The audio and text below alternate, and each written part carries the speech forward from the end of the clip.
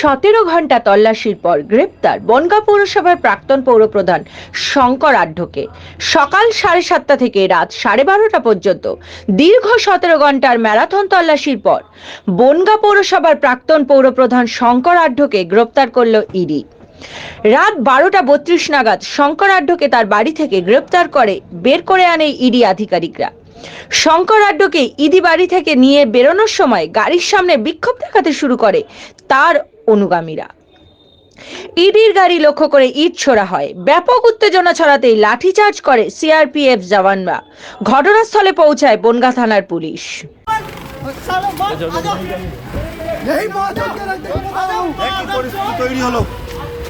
যেমনটা শেখ শাহজাহানের বাড়িতে হয়েছিল একই পরিস্থিতি হলো। শঙ্কর আঢ্যকে যখন বাড়ি থেকে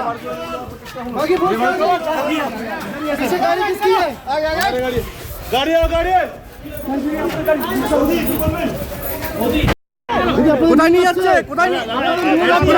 কোথায় নিয়ে যাচ্ছে? কোথায় নিয়ে যাচ্ছে? কোথায় নিয়ে যাচ্ছে?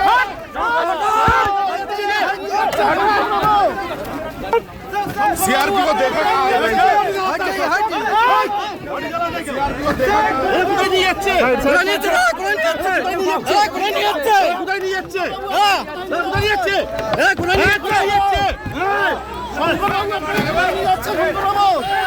কোথায় নিয়ে যাচ্ছে?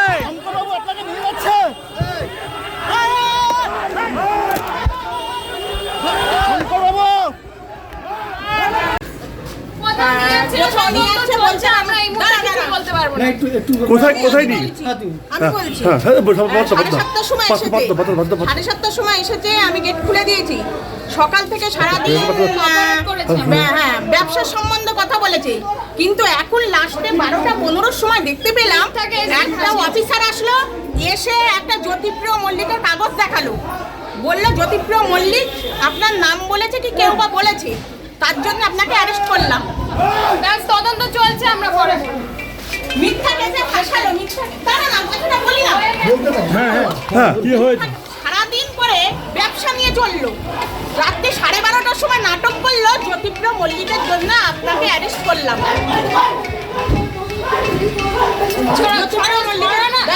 জ্যোতিপ্রিয় মল্লিক তো জেলার সভাপতি ছিল, সবার কাছেই তো আসতো, আমরাও সেই জন্যই তো যেতাম। কিন্তু এখন দেখলাম পুরোটাই নাটক।